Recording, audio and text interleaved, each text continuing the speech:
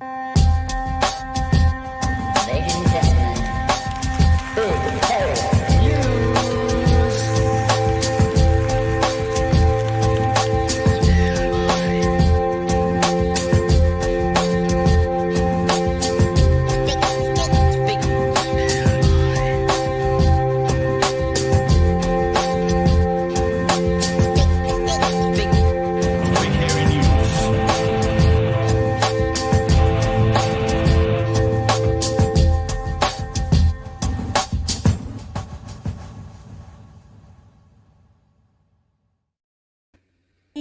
Kia ora koutou te whānau. Welcome back to Bright Hairy News with myself and Magenta.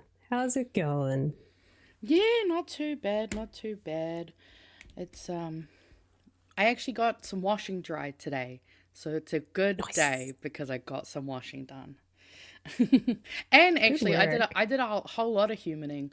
I went to the gym, did housework, and went to the supermarket. What the fuck? That's crazy. Nice. Right? I have also had 3 days of washing. I feel very accomplished as well. Hell yeah. Oh, dude.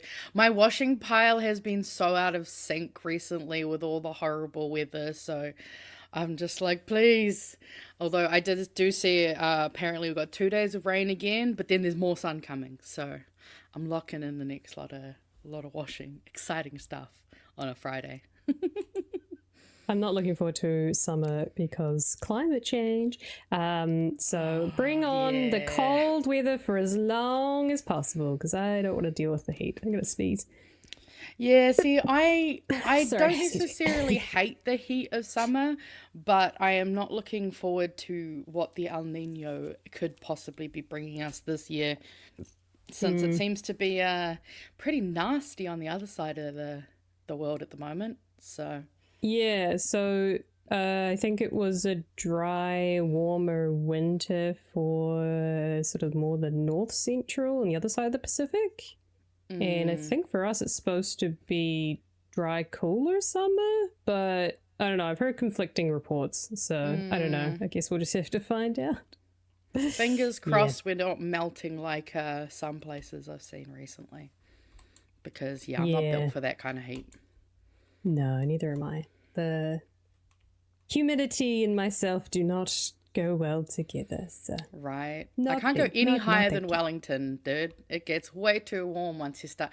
Like, Auckland is so sweaty and muggy. It's yuck. Yeah, it And was then- even muggy when we came up last week. I was like, oh, it is actually quite a fair bit warmer. It's kind of gross, but it's still better than Australian heat, so hey. Yeah. You'll never catch me moving to Australia, even if I would have a better life. Probably the bottom of Australia at most, but then I also don't like bugs. So, yeah. Oh, yeah, I'm good. nah. Too many creepy crawlies. Yeah. Unless I'm a billionaire, then I'm apparently just going to flee the country because it's the only way to avoid tax, right? So true. So true. Oh dear. Well, hope everyone in the chat's doing well. Hope you're looking forward to a lovely little weekend. We're going to sing you off with some news, the last bits of news for the week, some memes, and anything that was missed. My news stories are fairly light. One of them is about climate change, though, so we'll talk about that. Yay! And I guess, Magenta, if you've got stuff, seeing as I was on the show earlier this week, if you've got stuff you want to fill in the gaps, then be I at my least made guest. sure to pack out some memes. Turns out I actually forgot to do the other half of the meme PDF last Friday. I don't know how we managed to run out of time for memes, but we still did. So, although I'll be honest, the ice cream corridor really helped buffer out the show. I was loving a great the time. chat was going off. They were loving it. Many Sure they strong were. opinions on ice cream flavors. Yeah, we had a whole tub of gel. What is it? Goody goody gumdrops. Because everyone ate my tub, and because I chose a 4-flavor ice cream. Oh, you did go all for the ate- foursome. Yeah, they went for the awesome foursome, and then they ate my goddamn ice cream, and they left a whole tub uneaten. Goody goody gumdrops. So That is I was embarrassing. right. Also, that confirms It's a good that time, though. BHN loves a foursome. Good to know. You heard it here, folks. Yeah. No, it won't be the same. And although I'm not staying with the guys in Wellington, I'll be hanging out with my best friend. Oh, She's got a house up nice. there, so get to spend some time with her, which will be good. And then the boys can that's do cool. boys things in the Wellington flat. So Yeah, they can bro around and eat Yeah. whatever ice cream they decide to go with. Yep. No, it's good fun. It's good fun. I don't know if anyone saw. I posted up some extra photos that I didn't post during the week of our Auckland trip, but I also finally Oh, printed off all nice. the Polaroid photos. So I've got a bunch here for myself. Hell yeah. There was a few BHNers who came to say hi, and Cute. I gave them a little Polaroid to take with them. But I will be having those and the camera with me in Wellington and Dunedin as well. If you want to grab a selfie, either with myself or Magenta or the boys or all of us, just let me know. I'm sure we can and fit all four of us plus someone else into a tiny little Polaroid. I'm sure we can get in close. we can do it. Yeah. So there you go. That's my fun Hell yeah. little gag, I guess. I think It's it's good. adorable. It's a cool little memento for people to be able to have. Like, I think I still got the a Polaroid photo that I had with the BHN fam somewhere in behind all my posters at the moment. You can't see it because it's covered in posters. Oh, who's that? Tamitha Paul? If you're in Wellington North, you should vote for her. That's crazy. Who said that? I agree, though. I have heard rumours that Tamitha is going to join us at the Wellington meet up. So Oh, mean. Yeah, I wasn't sure if she was gonna. I cool. mean, I figured she would at least try to come along. It's gonna be fun. Actually, it's funny. I was in the Green Party office yesterday, and I was asking a fellow BHNer who was also there. I was like, "Oh, will I see you next weekend for the debate and for the meetup?" And someone was like, "Oh, what's this debate? What are you guys talking about?" I was like, "Oh, it's for Big Hairy News." how do you not and- know about it? Well, then she goes, "Oh, I love Big Hairy News," but clearly didn't clock that, like, you know. And I was just like, "Oh yeah, Doesn't love it enough. I'm on the Friday show." Exactly. And then like, Dave was like, "Are you really a big fan of the show if you don't recognize Vegeta?" I was like, "Okay, that's a weird statement for someone to say about me, but also, I mean, not wrong." It's Fake all right. fan. It's fine. Yeah, fake fan. fine. Absolutely. Look, we cater to a very specific, very bright, and very hairy faction of the Big Hairy News and internet, yeah. and that is fine by me. I'd prefer my big absolutely. hairy, bright hairy stands than I do our fake fans. Okay, sorry, I'm shitting on this person. We do love them. We love all of our hairies. I was like, you need to listen to more episodes. You need to listen to Friday. Oh, hello. Speaking of hairies, Right. Just- somebody just has to be here, eh? Before we get into the meat and potatoes, I'll share a little story for y'all. When I came back from Auckland, my beautiful little fluffy girl has done something to her back, and she was limping. So we took her into Oh. Jesus, hi, yes. Okay, you can be in it too. So we had to take her to the vet, and so now she's cuddling in with me. She's a little black void. You can't see her because she's black. Yeah. But this is her little nose here, for context. It's a And puddle of somewhere cat. down there, you might see a little boy. No, he's run away? Okay, never mind. The other cat's gone. He's decided he does not. At least They swap places. Oh, never mind. Oh. Never mind, he's up. There he is. Oh. Oh, wants to come hang out. He wants Hello, to come hang Socks. out. You coming? Look at- Yes, okay. Oh. This is what I have to deal with off camera. Also, No, don't just ignore want my to really be messy attention. face. Just mother, I can see you're busy, so I must bother you. Yes. Hello. Yeah, he's annoying, but he's cute. He is adorable with his tiny little socks. Yeah, we So got yes, cat that's, tax paid times 2. Kia I ora. know. Don't look at me like that. No, don't you even think about it, dude. He's gonna make a mess in a second. Right. Let's do some housekeeping and then we'll try and get to some actual news. How's about that? Sounds good to me. Oh, okay. Love you too. I'm gonna have to feed him. I have a feeling I might need to feed the boy. Rightio, we should first start off with saying a big thank you to our patrons over at patreon.com/bighairynews. If you'd like to join us, head on over there, get some sneak peeks behind the scenes. Pat's obviously clipped up the full interview with Aisha earlier this week. Yes. Which was great to see. You also get heads up on merch and half price debate tickets and lots of behind the scenes shenanigans over there. If you want to join us, you can also go to bhn.nz/shopperoonie. That's the literal, it says shopperoonie, as you can see there. And get yourself some merchandise to wear. He's just, what are you doing? Oh, he's gone. That's good. It's for the debates, or just, for the election. Rock up to the booth wearing your chewy foo-foo. Right? Chewy needs to take more photos with fans wearing his face. We need this to happen. Or ditch the pricks. Especially the dish. All sorts of wonderful things. Yes, very much so. But yeah, or you can get yourself a pin, or probably best to have is a good old stack of stickers if you'd like. So because we were in a school hall for our Auckland event conversation, we weren't allowed to sell, and we didn't have on us at the time, ditch the pricks. It also wasn't appropriate for the school. But outside of the venue, not inside the venue, outside of the venue. Hell yeah. Are we gonna have a van? Just a van with a bloody back open? We're just selling stuff out the back of a van. That sounds great. I had some in my handbag, and when we were up in Auckland, when I saw a few Hearies, I was able to give them a Ditch the Pricks 26 sticker.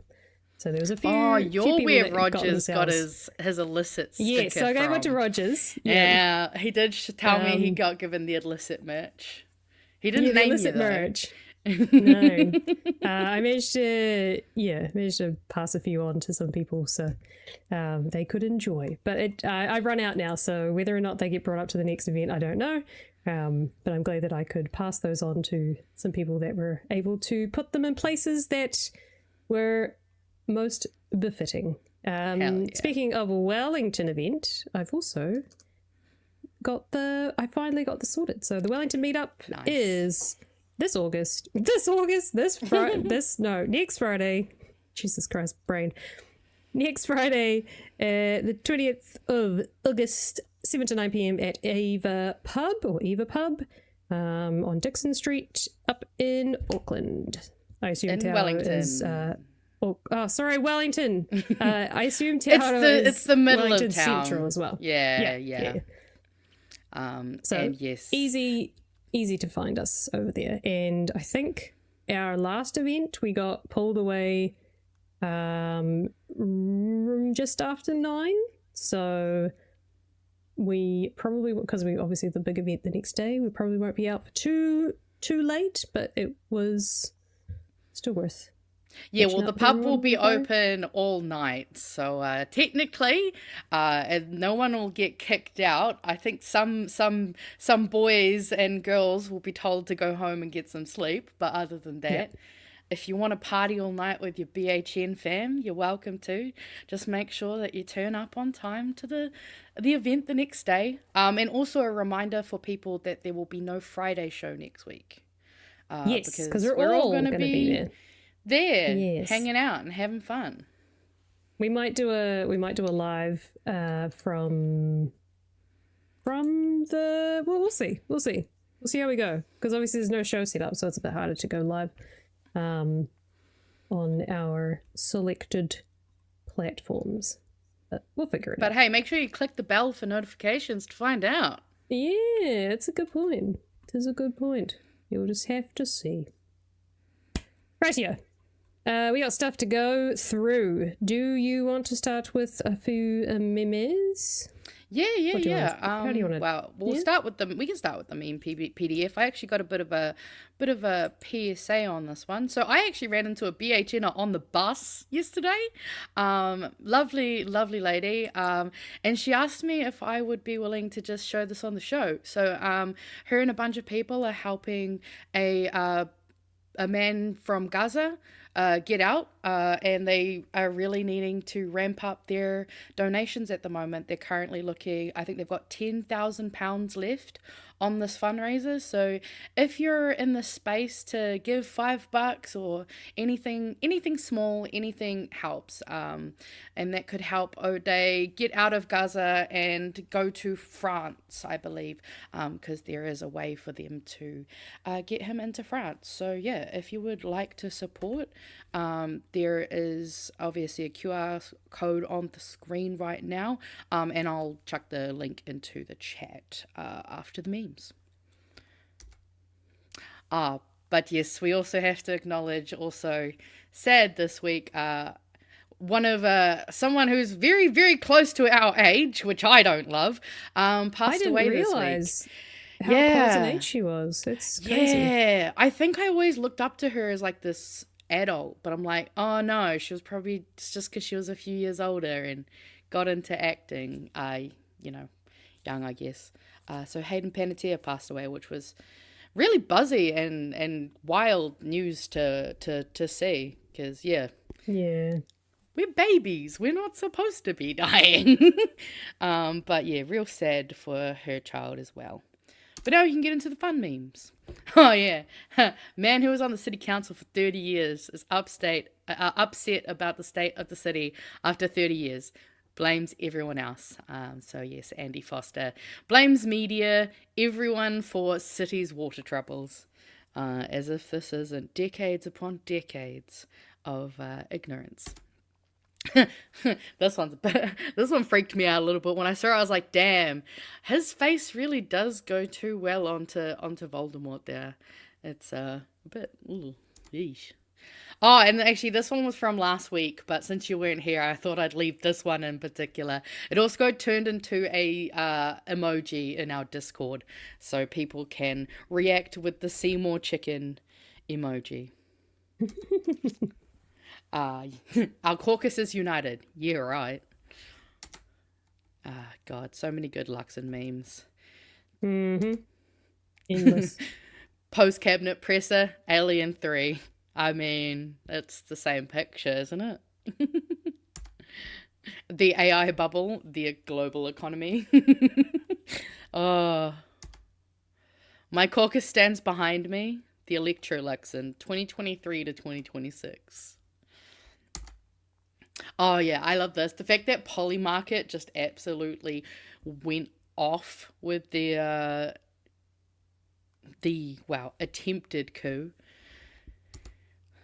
Mr. Both Feet and Mouth. God, electoral disaster. I also like how the artist apologized to the original artist of the series. Like, I'm sorry. Trisloposaurus, which I thought that one was pretty good. Oh yeah, the first article you'd find in a Resident Evil game. Just in, for the first time, AI has designed complete viral genomes, producing 16 functional viruses that infect bacteria and pose no threat to people. Oh yeah, you're gonna have to check your enrollment tonight, because Pat did it live on the show. So, I've already done it. Good. Yep. I'm fully enrolled. I just need to get my husband to do it now. Hell he's yeah. moved address. I did see someone talking about I voted stickers. And I shall put that to Pat, whether or not we could make some I voted stickers. I mean, I don't know how we would. I guess we'd probably make them and then make them in packs so people can distribute them as they vote. Yeah. But, yeah. That would be cool. Yeah, but obviously there's ones with sexy election man, and there's a few other ones that are kind of absurd. So, I think we need some of those. Got to have some of those in that lineup. We'll see. Absolutely. So we'll I talk love to the an big I boss. voted sticker. Yeah. Oh yeah, this was actually from a photo that I believe a BHNer took at this event because some of our BHNers have decided to go on and attend the event, the open public events of the Yes. government. So, in fact, actually, I think I Yes. starred some comments from tonight as well. We might have had a BHNer at an ACT event tonight, allegedly. And so in the group chat, Tanya and a bunch of us were having a bit of corridor, and it inspired me to make some memes. So we got Tanya Waikato, gotta enroll them all, and this one of an unenrolled member of public, Tanya, and enrollment forms, since she's been absolutely ruthless getting people to sign up people. And then we also got Tanya used Thirst Trap. It is super effective. And that'll be enough memes for now. Get out of here.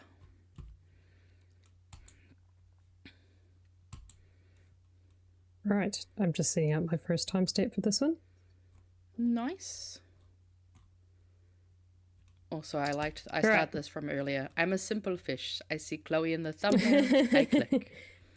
I may have intentionally same. done so. It's relevant, obviously. Yeah. I didn't just chuck Any someone's face excuse on to there put and be like, oh, Chloe in. Exactly. But yes, we're talking about climate change. So, you know, our climate change, climate champion? Yeah, climate champion Chloe's got to be on this.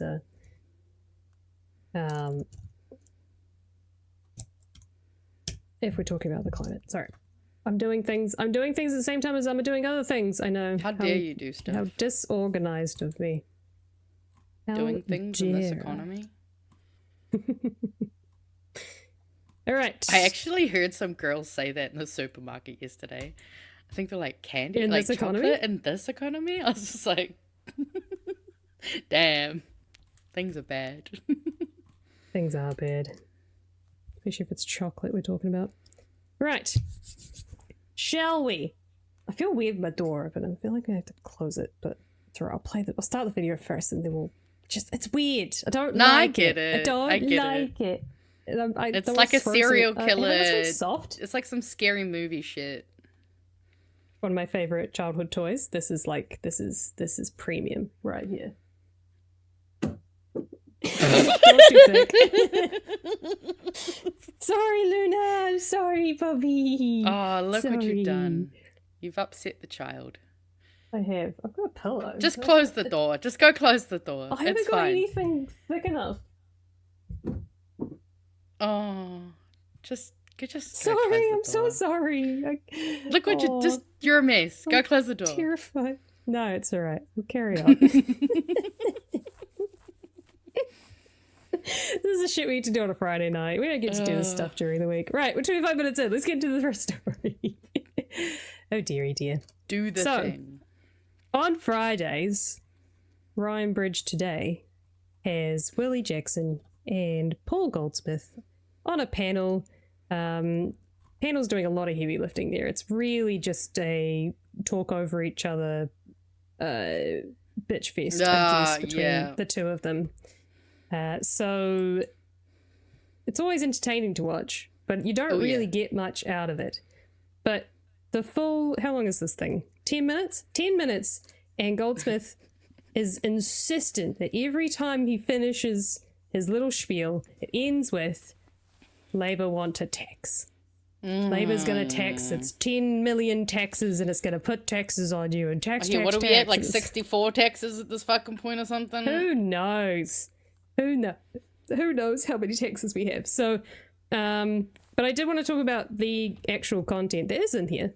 It's buried, but there is content in here. Some of it is about the controversy, or the controversial. I suppose this is kind of a bit of a controversy, where Willie Jackson had a members' bill in the biscuit tin that got pulled out. I believe it got pulled out. It's just why it was in the news, or it was. Otherwise, people probably would have forgotten about it. And about the basically taxing the big media companies for scraping New Zealand news media and not really paying anything into into the government coffers, paying any tax on it, breaking copyright laws, all these sorts of things, which is something that was on the table with the last government, with the Digital Services Bill.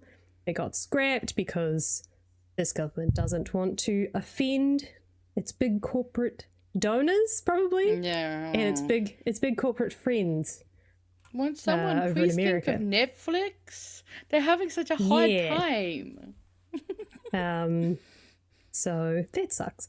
So there is a bit of a conversation about that. The other part is the conversation does start off talking about tax. It's obviously going to be the thing that dominates this election. I personally think it's a good thing to keep talking about it, because I personally believe there are a lot more people that are for raising taxes and getting more revenue in than they are against it, because I think you'll find that the 99% is far bigger than the 1%, and there are a lot more people who are feeling it who do not earn a large wage in the 160,000. And if they're earning 160,000 with another salary on top, they're probably doing all right, I would argue. And there's a lot more people that are earning and not earning enough. Would like to see people at the top pay their fair share. That's my general feeling. Well, I guess we'll see this election whether or not that is the case and people are ready to embrace the taxes on the very, very wealthy. I feel like people are just starting to actually understand what this stuff really is and how it works. Like, I don't think any of us knew about effective tax rates before Chloe kind of started, repeatedly bringing up the effective tax rate between, the poor and the wealthy.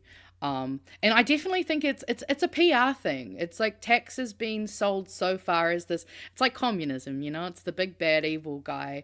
Whereas what I think we need to start kind of doing is thinking about them less as taxes and more as just resourcing the government. Because that's all it is. It's just resourcing the government. Now then we can get into the weeds later about how that is then allocated out and prioritized. But first of all, we need to resource the government before we can expect them to do anything. Yeah. And I think that's been the general cry from all public services. And in fact, actually, this is just a thought that's come to my head. I wonder if whether or not National have actually done themselves a disservice, because they keep talking a lot about the books, a lot about the government's coffers, a lot about how New Zealand doesn't have enough money, a lot about how we're spending so much money on servicing debt that's actually kind of helped the pro-tax movement.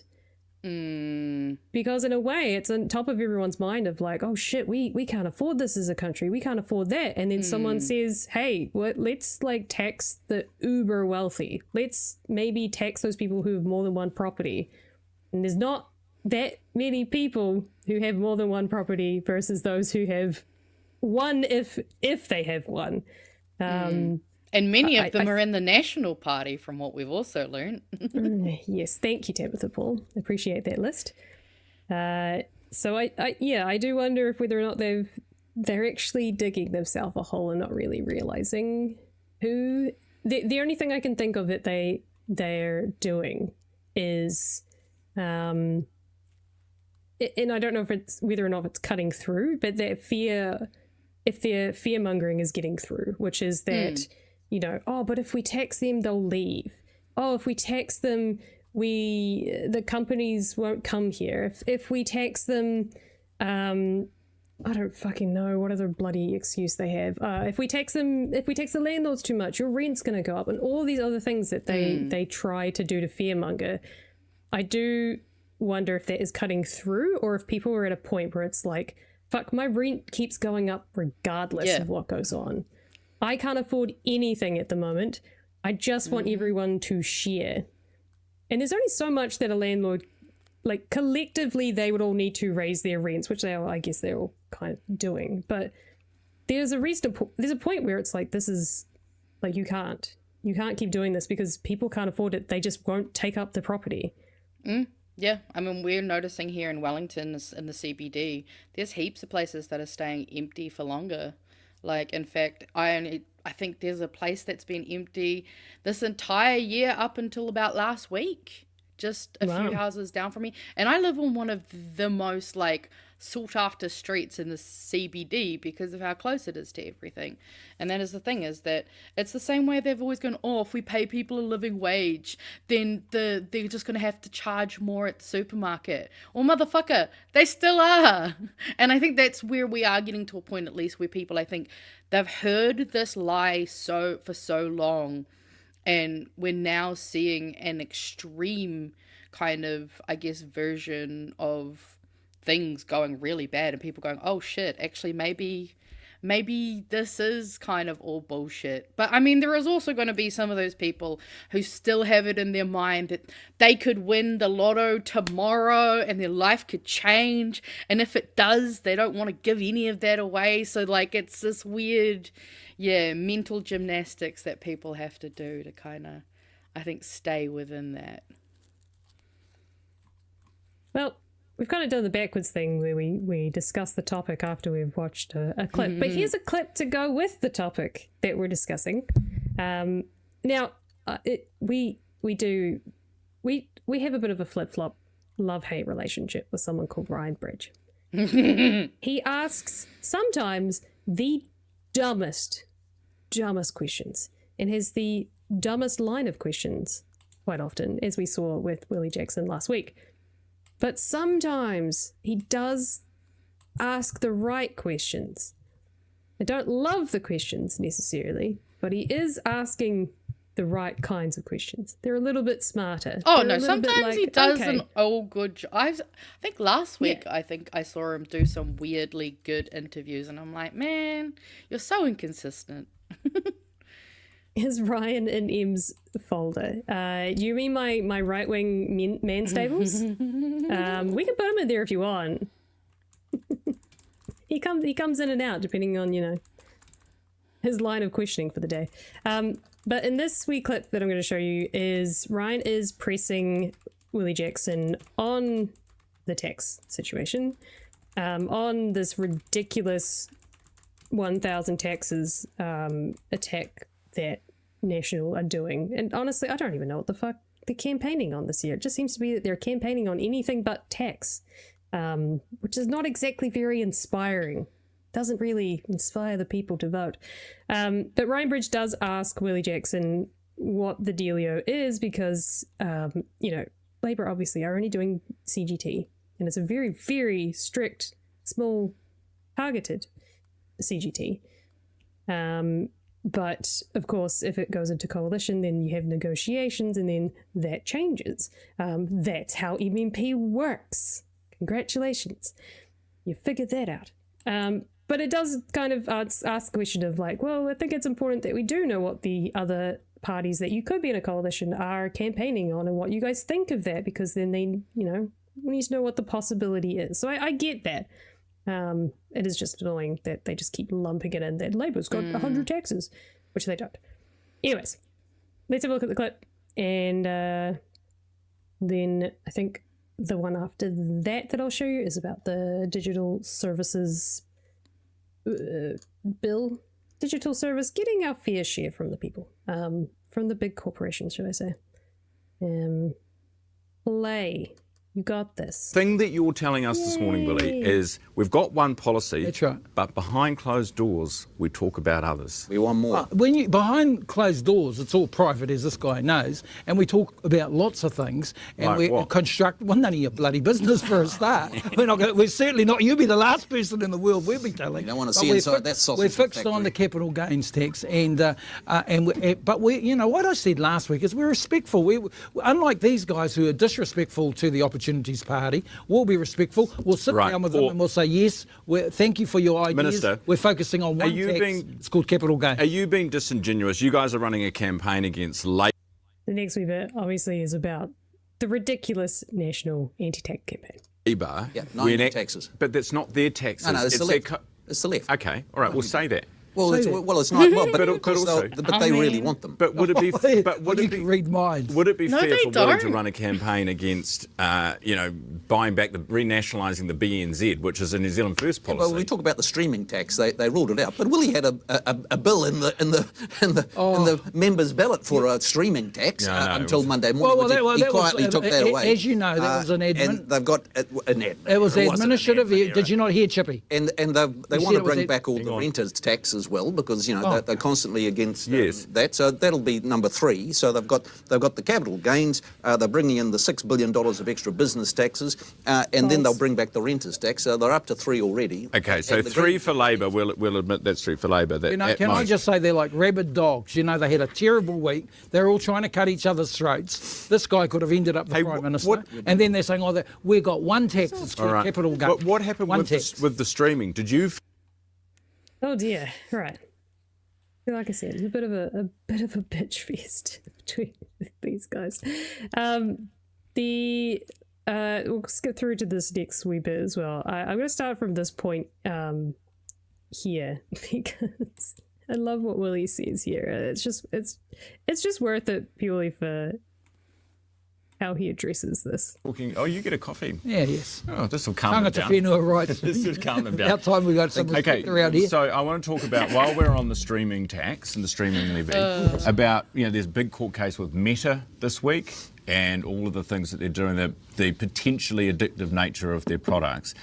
Also a lot of talk about AI companies.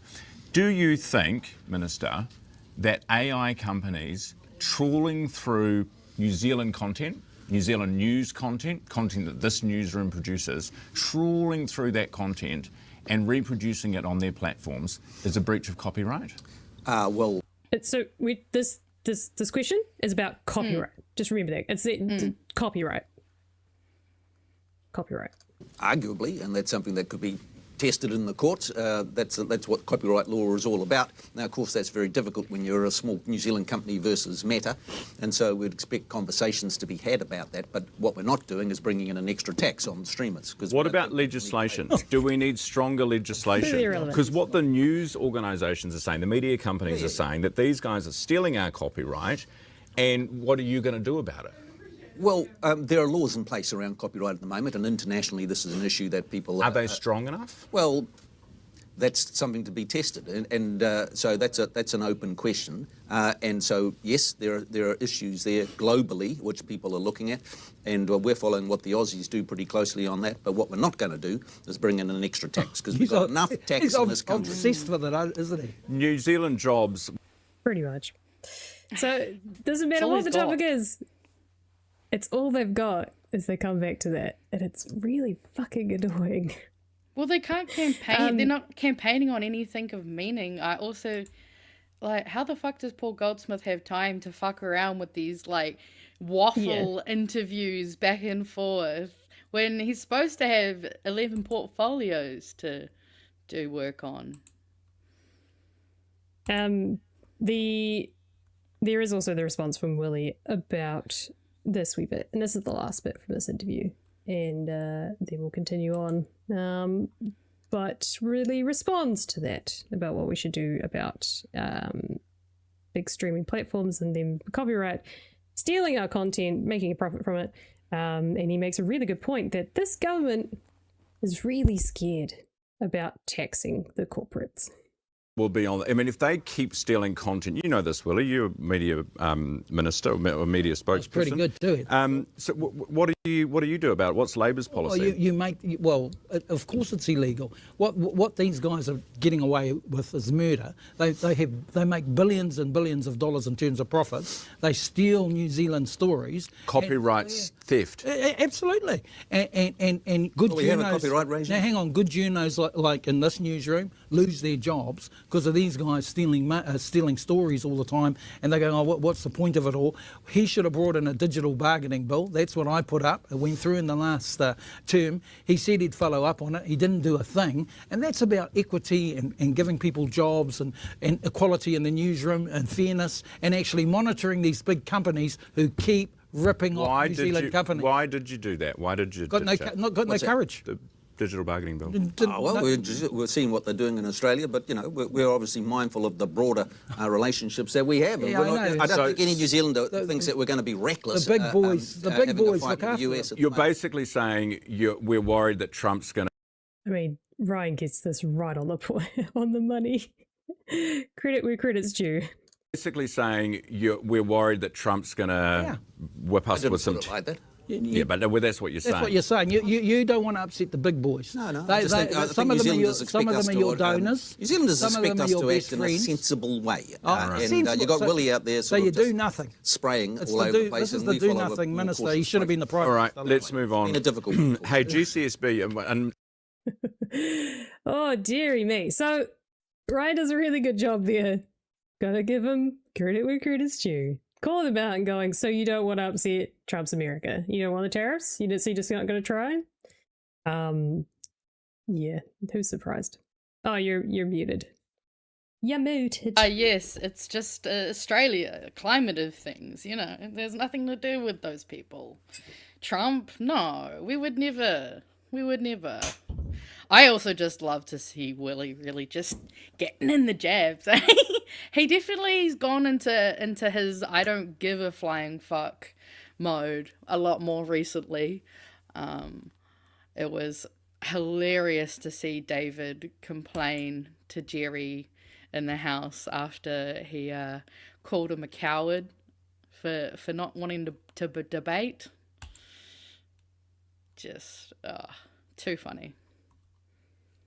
Oh yes, but that was my morning news this morning, and as I was just watching it, I'm like, Jesus Christ, these guys have nothing.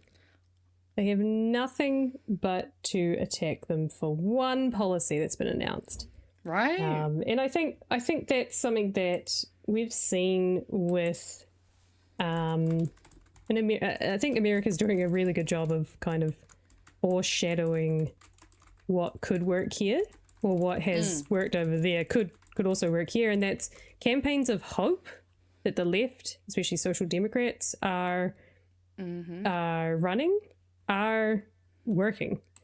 They are outperforming moderate Democrats or traditional Democrats, which I think would, some of them definitely would look like National Party voters here. But those campaigns are all built on hope. Of like, we can be better, we can do this, we can have this, and we can do this. Like, don't let them fearmongering you into the status quo. We can do better, and I think the Greens are doing a really good job of doing that, of being hopeful of like, we can do better. Look at these amazing things that we can do if we do this, this, and this.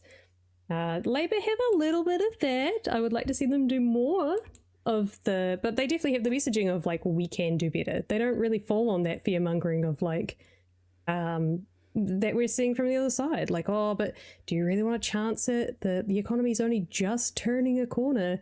But I think that is a blatant lie, because everyone's going, what the fuck are you talking about? My interest rates are going up. My what do you call it? Your rates bill is going up. My food and grocery bill's coming up. My mints is still going to stay a ridiculously high price, which was the top story on One News tonight. Or third story was about the price of fucking mints. Oh, it's like, ridiculous. You can't fool people into thinking that this economic recovery is here, or it's coming, or we're turning a new leaf, because none of us who like spend all of our money week to week are seeing that. None of us. So this whole bullshit of like, oh, but you don't want to upset things because it could, it could be worse. It's like, that shit's already fucked. What do you expect us to vote you back in? None of it. You haven't done anything. If anything, we're in a worse situation. So that's my theory. But they're trying to using a scaremongering tactics of the past in this current future, and it just doesn't work out for them. Like, because I was even trying to think, I was like what their policies have been so far has been like, oh, that stupid fiscal responsibility bullshit budget responsibility rules was one of the things that they put out, which again, what an it's all uninspiring, boring policy that has nothing to do with the average working person or the average non-working person. Like, well, what it's the- also just all of their talking points from the last 3 years around surplus, GDP, and taxes just kind of put into one bit. So it's not even like it's anything new. They've basically just scraped all the trash that they've been spewing over the last few years and put it into a so-called policy announcement. I feel like they had another Boring. policy announcement that was supposed to be good for women. But I can't even remember what it was because it was that weak and shitty. And it's ridiculous. Like, they only have this one thing and they're just going to die on this hill. Like, and it's kind of sad. It's almost just embarrassing watching them flail like this. It's the same way I was getting real cringed out when Nicola was doing that weird Jekyll and Hyde thing with New Zealand First of like, oh, you know, we make a good government together, but fuck those guys, they suck. Like, it's just because they have no substance to them. There's no substance to give to people. All they have is just played out playbooks, and I'm just glad that there's at least, you know, I think a lot of shifts in terms of just in the worst possible way, people are finally suffering enough that they're actually starting to give a shit. Which, it sucks to say, but it is that in some kind of capacity, is that things have had to get this fucking horrible for people to go, okay, maybe voting in Chris Hipkins in 2023 wouldn't have been that bad of an idea. Because, God, I know many people and know of many people who really regret their decisions in choosing this.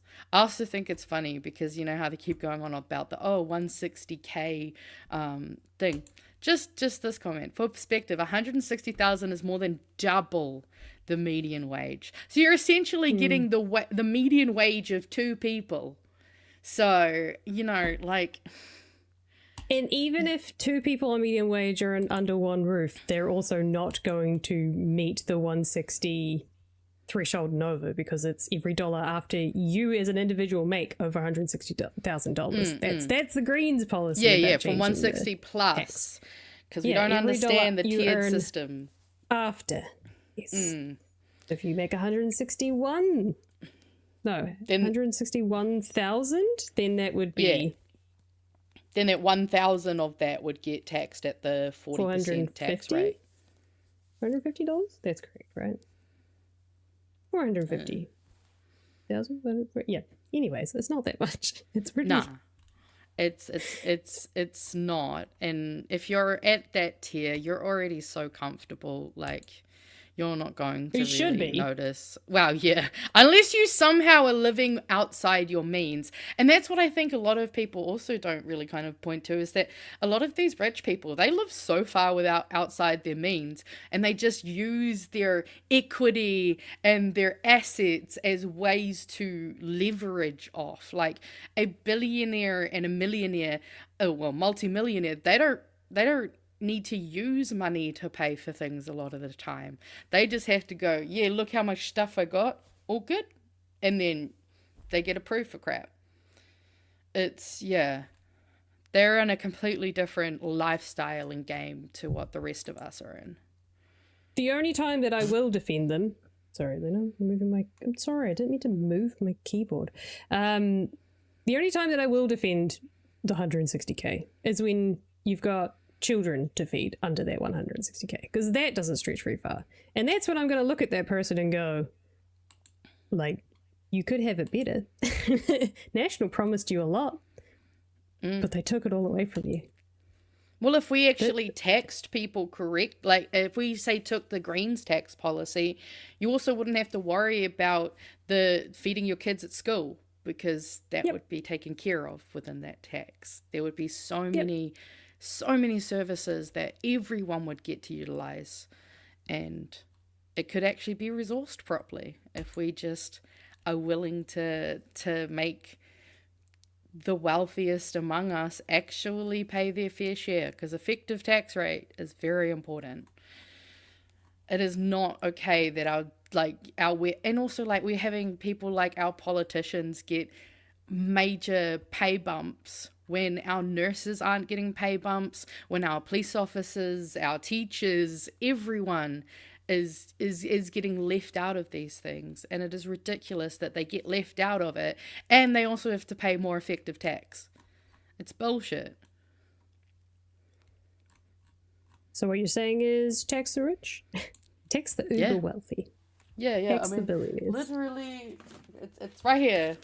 Tax the 1%. tax the rich, tax the 1%. Because tax we don't the even have to tax billionaires. them a lot. That's the worst part. Yeah, Is yeah. they'd have to give us the equivalency of maybe a Patreon donation, you know what I mean?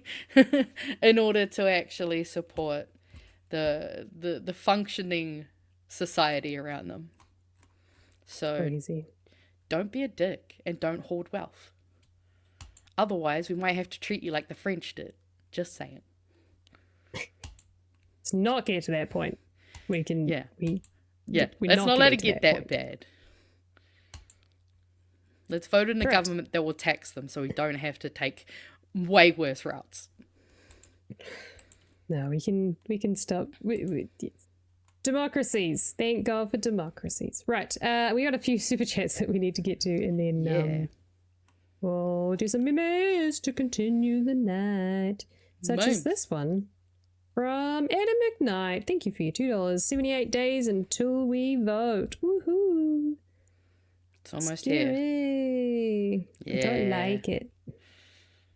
Kiwi Burb says for $2.20. Oh, I assume that's 2 minutes and 21 seconds late. Hell Sorry, yeah. I'm late. Beautiful. Thank you for your fiscally accurate donation. Thank you. Cookie. Hi, Cookie. Thank you for your $10. For the Welly peeps going to the meetup debate next week, I have some spare venison for any of those attending who are struggling to get meat on the table. Check BHN Welly Discord channel. Aw. Thanks, That's mate. so That's sweet. very kind. I love this community. I know. You can't buy a community. I said it many a Right? times last Yeah. weekend, and that's you cannot buy a community. That we had Mm-hmm. people just pour in to be like, we're going to make this event happen. We'll figure it out. We'll get some extra people on stage, and yeah, it was very cool. It was very cool to see. Last one for Peter. Thank you, Peter, for your $5. Semantic citation. Satiation. Satiation is a psychological phenomenon in which repetition causes a word or phrase to temporarily lose meaning for the listener. E.g., Is that what that's Sorry. called? No, yeah, that's. I'm just glad Semantics. to. I just glad to know what that's Satiation. called, because I just remember as a kid, and I found it. I would just sit there and I'd repeat words over and over again until they lost all meaning, and it would always make my brain. I don't know. Low-key feel like I was high without being high, because you're just like, what? How has it lost its meaning? Oh, and it's come back now. The exciting shit I got up to as a child. it's all right. Happens to me as an adult too, which is even more annoying. You say things too Yeah. often, you're like, blah, blah, blah, blah, blah, blah, blah, blah. Yeah. Also, jump scare in 1, 2, 3. Oh, no! I loved this one. The zoom in on Simeon's evil There grin. is no hiring freeze in Bossing Say. I loved watching you explain that to Chewie the other night. It was beautiful. It felt so good to get to explain something pop culture related to someone who is not part of. I was almost surprised. I was like, surely he's chronically online enough that he would have just at least known it by, Yeah, probably not. you know that when something specific. gets referenced enough? Yeah, but also... Yeah, probably hasn't been referenced in a long time, but now it's probably going to be referenced a lot because it's relevant. I probably just see it everywhere because I'm a fucking nerd. You are a big Oh, nerd. I actually went on Reddit. It was crazy. I actually went on Reddit. Oh and I was my like, you know what? goodness. Pretty good job. Pretty good job. We used to be a decent country, and that is entirely your fault, Winston. NZ Deputy PM Guinness World Record holder. 15 times as an MP. Oh, yeah, and Wait, then no, someone hang on. just... Is it actually? Does he actually have a world record for that? No, he wouldn't. He won't have an official Guinness World Record. Although I wonder if we could ask Guinness World Record if they would. Surely. And I also just I love this. this. Somebody Right? meme. There's Someone- exactly the face. I don't know where what interview or where they found this, but it's beautiful. I also kind of just noticed the Mark Mitchell in the background, actually. Don't know who he's talking to, but I recognize that was Mark. when he was asked about Bishop one of the times. Ah, yep. So co-related corridor. I think so. That would it explain was. the face. Yeah. Ah, yes. Hello, I have the full support of my caucus. I think the next time I get a hello I sticker, I'm gonna do this. Oh yeah, Chewy posted this one. I thought this was a great way to motivate people to vote. They will vote. Count on them. Your landlord, your boss, Destiny Church, Mega Kiwis. Such a wild thought to have mega Kiwis. Anti-abortion lobbyists, Bitcoin bros who think women are property, your racist uncle. Will you? Enroll, check, update. Deadline, Sunday, 25th of October, 2026. Not Just a enrolled by reminder. then, no vote. I've been telling people that who are not in the weeds of politics, and they're just like, "What?" And I'm like, "Yes, they have changed this. You need to make sure that you check this." And they're like, "Oh, that's so weird," because they were like, "Oh, I voted in the last election," and I'm like, "Doesn't matter. You should still go and check." 'Cause they've been doing dodgy stuff. I've been doing the same. In fact, actually, I was on a date on Saturday, and I started talking about it, and he just got his phone out and just started doing it while we were talking. And I'm like, yes, beautiful, green flag. Oh yeah, more creative ways. So for those of you who don't know what this social media app is, it's Grindr. Yeah, it's a Grindr profile. Someone's called themselves Enroll to Vote 26. I think all they need to do is maybe just add in a picture of like by October 25th, and it would just be perfect. Oh no! What they need to do is they need to put Orange Man in there. That's know what? It's so true. Actually, that completes the profile, and it should be one of the ones where he's taking a selfie and he's just like.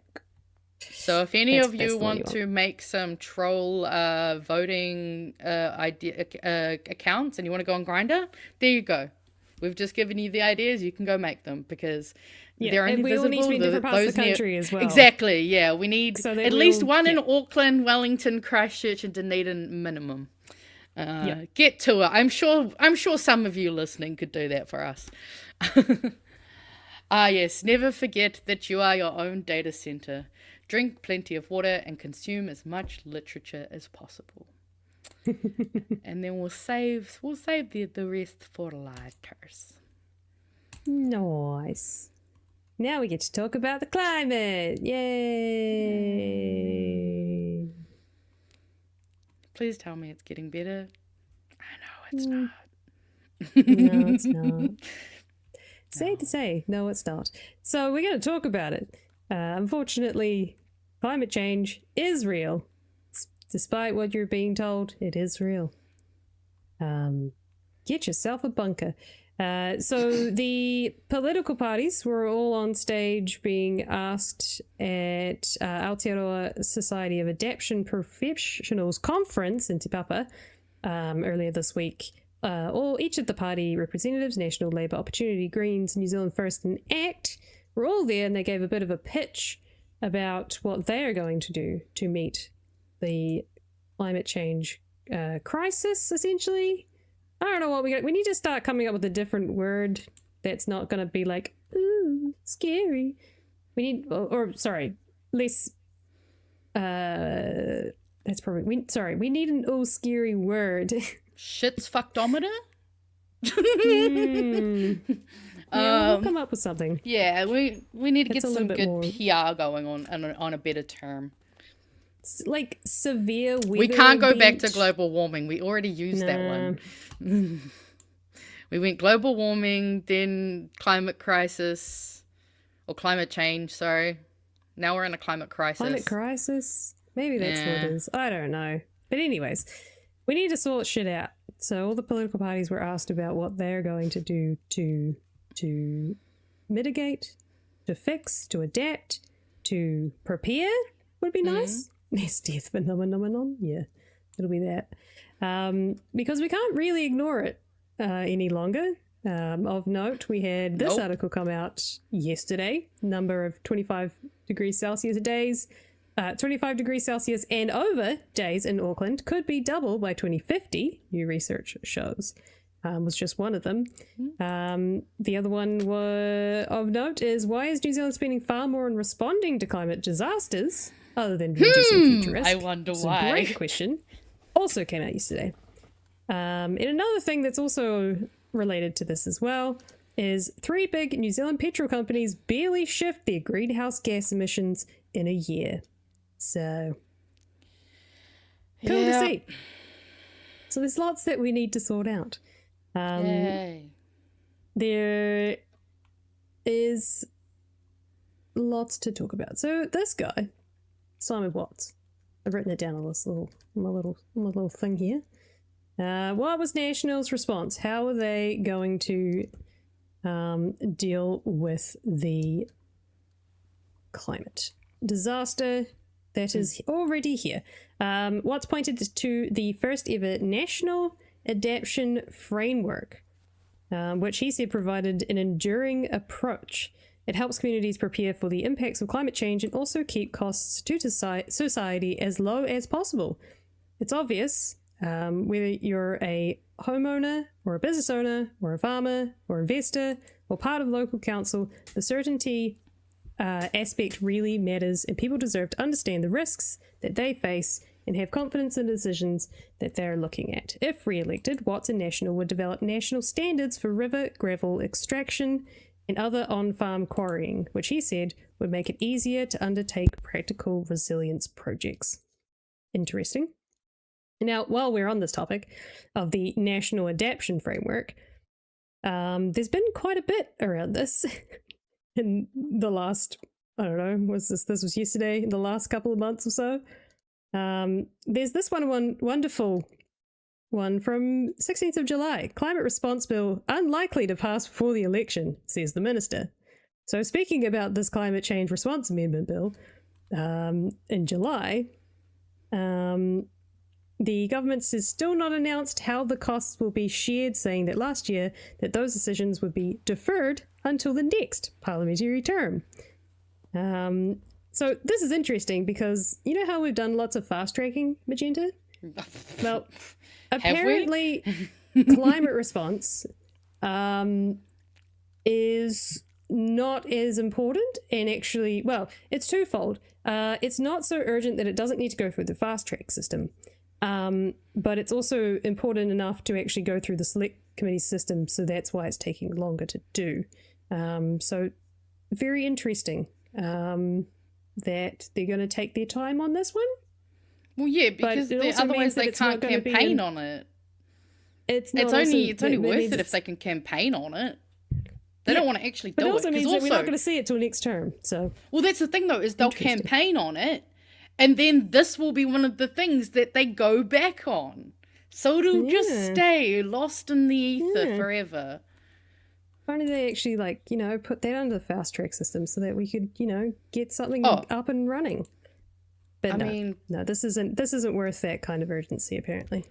That's why the Greens have gone to I think New Zealand First Act and National on multiple of the bills that, they've basically all said they're going to campaign on. And they're like, well, if it's that important, do it now. We've got a process, we can do it now. Mm-hmm. But you'll notice that the things they choose not to do now are things that would actually help people. Can't do that. LNG terminal though, that will definitely go before the end of the term. Soup's important. Well, what did you say about that other tab you had about petrol companies? Yeah, there you go. Yeah, we'll look at that in a So- second. So what else was said on this in particular? Climate change minister said he wanted to go through wants to go through the full select committee process, which I'm not against. There has already been a lot of work done in this space, but I'm not against it entirely. But it is interesting that they're not going to push it through. Realistically, with Parliament rising on 24th of September, it won't be passed before the election. It'll be passed after the election and put into law, so they say. He was hoping for cross-party support and had held collegial conversations with some opposition parties about it. Asked who would bear the cost of whatever adaptation measures were included in the plans, he said the government was simply not at that point. Interesting. The first step is to get the plans in place and work through that. The government would not be head in the sand about potential costs, though. Adapting to the impacts of climate change is significant, he said. Everyone is aware of that. How do you fund this and who pays for it? In the two most complex and politically charged and challenging areas. So this is back in July. Now, if we come then, because we're talking about the government side of things, the day prior to that, they also had the government to require councils to make climate adaptation plans. And I believe the timeline on them was a bit more strict, was it? No, they're giving them a little bit of time, but they need to require councils to plan at least 30 years into the future and spell out the likely cost. I mean, we should have been doing that for the last 30 years. Some councils have already started this process, by the way, a long time ago. The government has still not announced who should pay for the adaptation, previously saying decisions about cost sharing would be made in the next term of government. Yes, and there's some lovely little graphs that we could go through as well. But anyways, we'll come back to the political parties of the day. And we'll have a look and see what Labour's Deborah Russell had to say on this particular topic. Russell said, when last in government, Labour had commissioned a report from an expert working group on managed retreat, which she said the current government had put aside. Parliament's Finance and Expenditure Committee carried an inquiry into climate adaptation, which Russell said the government had more or less ignored, instead setting up an independent reference group. She said the Select Committee's findings, as well as the working group's managed retreat report, were the best direction to head in. Russell said the independent reference group had recommended the beneficiary of any climate adaptation should pay. Labour's policy, she said, would be a mix of the beneficiary pays, the exacerbator pays, those who exacerbate climate pay, the public pays, that's central and local government, and we also need to be talking to banks and insurance companies about what work they can do with us as government to ensure that we help people prepare for climate change. So it sounds to me like Labour have already done a hell of a lot of work and a lot of reports that this government is just essentially throwing aside because they need to go through the process again. Very annoying. Just the work's already fucked done. What a waste of money. Next is Opportunity Party. And as you can imagine, they're very much about coming to the centre. On who pays, she said adaptation required a shared responsibility model, with central government contributing where risk exceeded local capacity or affected nationally significant assets, and local government continuing to invest in community resilience. Property owners should bear some responsibility where risks are foreseeable. Insurers should provide transparent risk signals, and infrastructure providers must embed resilience into long-term planning. These are all very sensible things. I don't disagree with any of that, sincerely. Kingdon Bebb, who is this person here, speaking on behalf of Opportunity, said there was no shortage of climate risk assessments, hazard maps, or adaptation plans. I do believe that's correct. But what was missing was an enduring framework that allowed difficult decisions to be made. We see adaptation not as a cost, but as an investment in resilience, protecting homes, businesses, ecosystems, and public finance, while strengthening New Zealand's capacity to prosper in a changing climate. The greatest challenge we face is not technical capability, it is governance. Very much along party lines, for sure. Now this, no. First we got to look at the Greens. Hell yeah. High hopes. Chloe, what do you got to say? Greens decry stupid partisan politics. Hell yeah. Classic Chloe. Green Party co-leader Chloe Swarbrick said everyone wanted to see if parties could put aside stupid partisan politics and develop a cross-party framework, but the Westminster parliamentary system was not set up for that.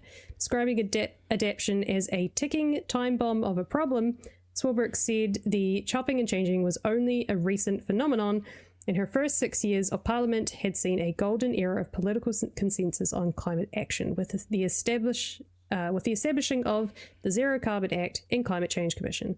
She said the current government had overseen the systematic disestablishment of both those foundational pieces of climate infrastructure. She called for more green infrastructure, more meaningful relationships between central and local government, and a framework that recognised the actively embedded Te Tiriti o Waitangi. The only one I've seen quoted speaking to Te Tiriti o Waitangi or mentioning it. Not surprised. Now, things get fucked. Oh, what's this. old fucking Fatua Jones up to? To the smattering of boos, Jones said he was there to confirm attendees' worst prejudices and that New Zealand First's belief was that climate should not occupy a position in the country's political narrative over economic growth. We believe that climate narrative has assumed the resonances, the features of a secular religion. He reiterated New Zealand First would campaign on taking New Zealand out of the Paris Agreement.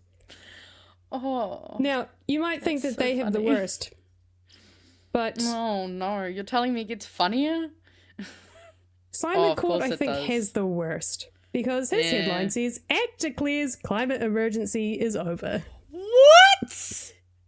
Since when? Are you kidding me? Oh wow, the denial is... Whew. Ex-Simon Court said he would not try and upset people the way Jones had, but declared the climate emergency's over and slogans don't create solutions.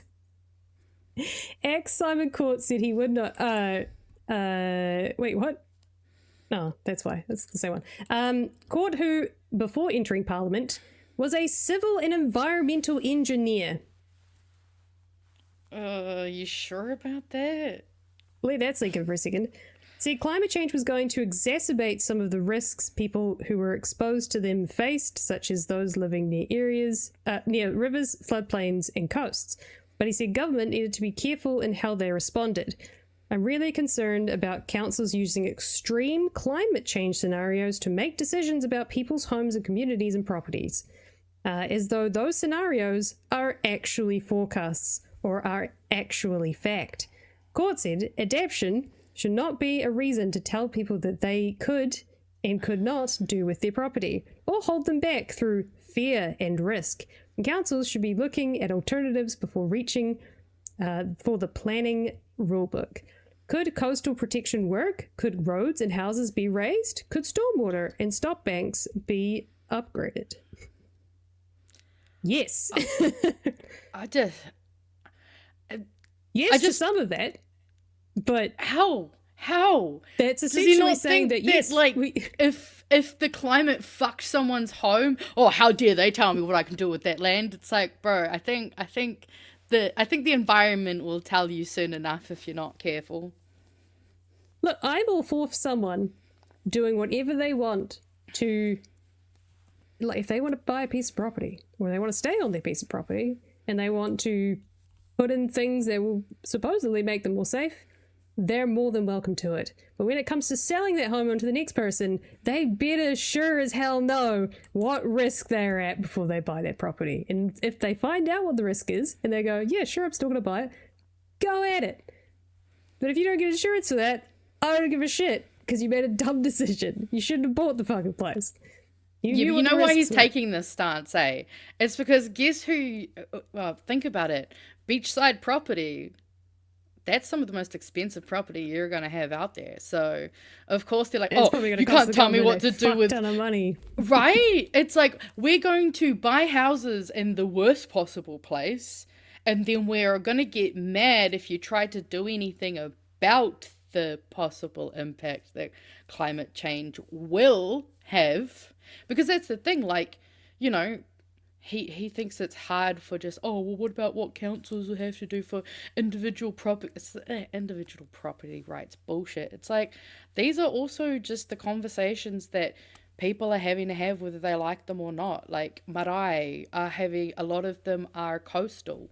You know, we've seen so many times over the last even just 5 years alone, the damage that has been done to literal cemeteries where, you know, sadly, grimly enough, some of the bodies in those cemeteries, you know, can just get swished away.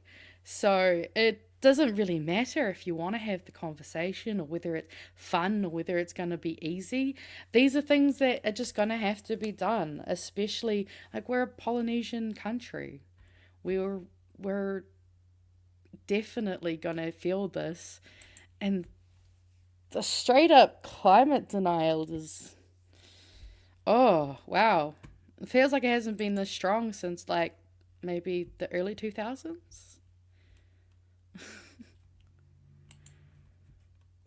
So it seems that Minister Watts has also jumped on the no gold plating train, and the bare minimum only.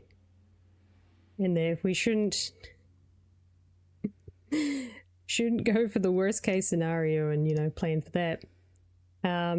Watts wrote to councils earlier this month, warning them off. So this is about the putting it to councils to come up with a plan, a 30-year plan to mitigate climate disasters or risk to infrastructure, etc. He wrote to councils earlier this month, warning them off unnecessary gold plating when planning for climate risks. He took specific issue with councils using the most extreme climate warming scenarios to develop their plans, saying such scenarios would only be used for stress testing and contingency planning. Make that make sense. The government's expectation is clear. Councils should plan for climate risks, but they must also plan for affordability. So, are you saying that, like, here's the worst case scenario, that that's too expensive to do anything about? So, if we go with the cheapest option, we can probably save like 30% of these people's lives. But if we went with the, the top end of things, we could probably save 100 people's lives. And I don't mean like their life being. I mean as in like there's possible risk of death. There could be a possible risk of injury, possible risk of losing their property, which is essentially, for a lot of people, their lives, their livelihoods.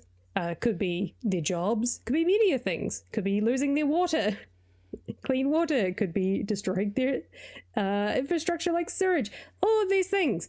Maybe we should be planning to make sure that we're resilient for that scenario where all of that shit could be compromised, as opposed to going, nah, let's just go bare minimum and just kind of like make sure that whatever happens, it's kind of like not as bad.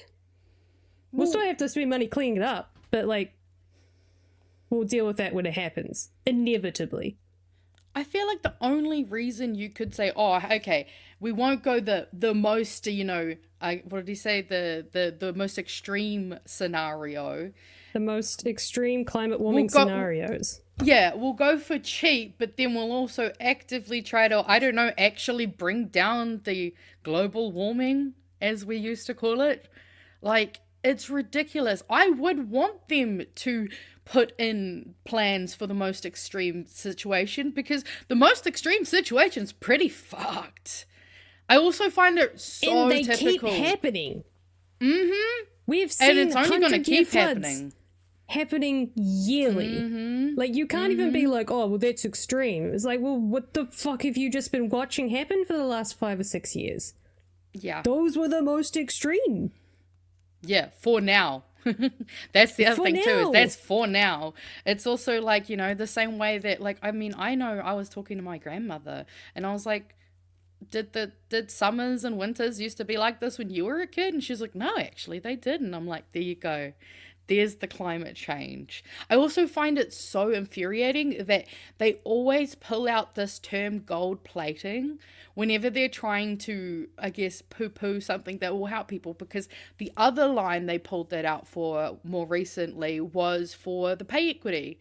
They called Labour's pay equity gold plated. And their version of pay equity was, you know, again, it's going for that cheaper, that less effective. Oh wow, yeah, exactly. So it's always like whenever I see them say gold plating, I'm like, oh, okay, you're really trying to play this up, aren't you? It's also ridiculous because it's like, what? So we should go for the cheapest option, and then if we get the worst case scenario, what are we gonna do then? I would much rather over-invest, and then be pleasantly surprised when the worst case scenario doesn't happen. I mean, better to have it and not need it than need it and not have it. Yeah. So the next part of this, because the story keeps going, unfortunately, guys. Climate change adaptation is not keeping pace with fast-growing risks. A recent report from about 10 days ago, in a report published on Tuesday, the Commission, 10 days ago, the Commission said New Zealand's progress on adaptation was patchy and was not keeping pace with how fast the risks were growing. While there had been some progress since the last update in 2024, delays on crucial issues such as funding were leaving communities exposed to greater damage, disruption, and costs. The pace and scale of the action required is growing year by year, the report said. Sharp efforts to reduce future climate-related risks are needed to avoid an intensifying spiral of urgent response to extreme events without time between to fully recover, as we saw on the East Coast over the last 2 or 3 years. It made 6 urgent recommendations saying they were not pick and mix, but must be put in place together. Commission Chief Executive Joe Hendy said the government's next national adaptation plan was not due until 2028, but the Commission was looking for progress on its recommendations earlier than that. There is a lot that people can do to reduce their risk to changing climate. The problem is that lack of clarity around these fundamental areas is standing in the way.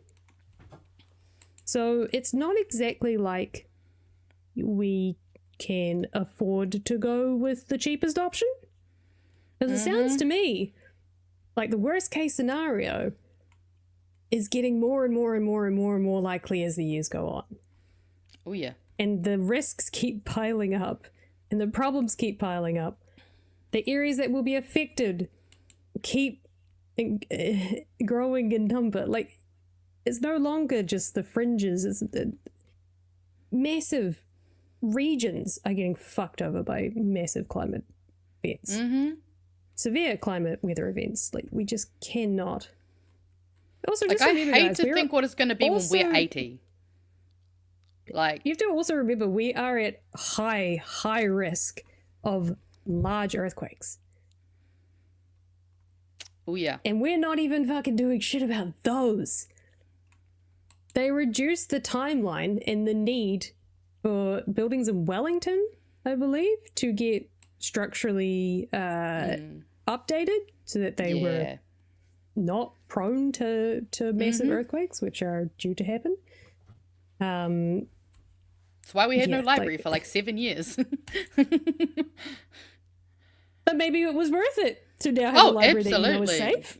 Yeah, no, I mean, God forbid, that's the last place you want to be in a really bad earthquake, is in a goddamn library. So, yeah. I think that's one thing that I'm really thankful to Christchurch for doing, is that every single building that they have built since the quakes has been very well thought out. We have some of the best structural engineers out of necessity, unfortunately, that came out of a disaster. But we have some amazing structural engineers here in Christchurch, and some really good architects who have been able to build that structural element into the buildings. And we have both beautiful buildings that are structurally sound and earthquake resilient. Yep. So, can be done. They're not cheap buildings, but at least they're good to look at, and at least you know that you're safe in it. That's what I expect. Yeah. Well, because I also, like, I know I've seen articles talking about how, like, I believe, is it in South Dunedin, where they've kind of built them on really low land, that they're going to face increasing flooding and risks to their homes. Like, there are a lot of places around, like, we're not a very big country. We're surrounded by a lot of rising water, and that is going to make massive effects. Also, just to think about, like, okay, currently, right, our hospitals are overrun with the flu. They're constantly going to code reds. So if we don't actually make sure that we have the infrastructure to support the actual harm that will come to people's health due to, you know, either increased colds or increased heats, because look at how many people are passing out in the Northern Hemisphere at the moment from sweltering heats. Like, this is going to affect every aspect of our society, and the infrastructure that supports it is really important, because if that infrastructure isn't made to absorb and be able to have the worst case scenarios, like, we need to take this approach to everything. It's like, we shouldn't be employing the bare minimum hospital workers needed to cover a shift. We should be making sure that we have enough people to cover the worst times, so that we don't have crazy long, like, I think was an article not that long ago about some people having to wait over 24 hours in a hospital to be seen. Like, there's, like, and that's just in our current climate. God forbid if we don't actually do something to not only keep on our mitigation and trying to curb the warming of the planet, but also how we adapt to that is going to be really important. And it's something that's worth investing in, because, I mean, how will capitalism thrive if it doesn't have bodies to put into the machine? The machine still needs bodies to feast upon.